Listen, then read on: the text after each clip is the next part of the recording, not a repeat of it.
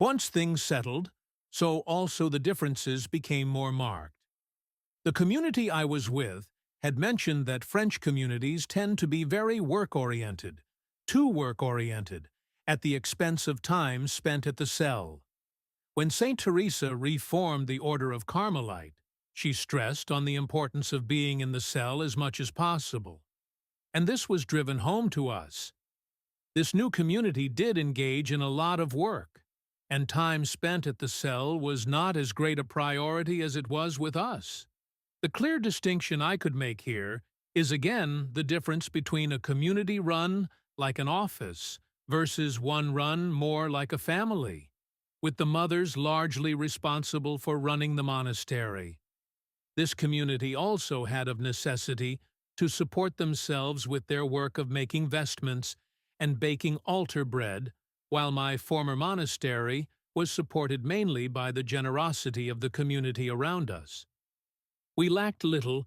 The community was very generous with donations of cash and food. As a result, I was not trained to work as hard as them. That fact became very obvious. This French community did not put as much emphasis on recreation also. Recreations were often spent on cleaning the kitchen or dining room. At my former monastery, we were usually gathered at the recreation room, with some sewing at hand. It was very hard for me, not having that kind of real recreation. It did not take me long to realize transferring to another monastery with a different kind of training has its drawbacks.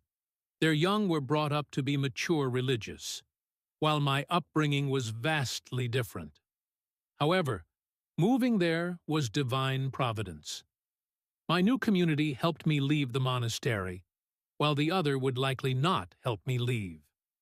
Solemn vows are for life, and I had taken my solemn vows. To help the process, I saw a psychiatrist. He wrote a letter to the Holy See in Rome, asking for a dispensation of my vows. His letter stressed, this sister either leaves or becomes a mentally sick patient. I had to wait until the Holy See granted me dispensation from my vows to leave the monastery and head home.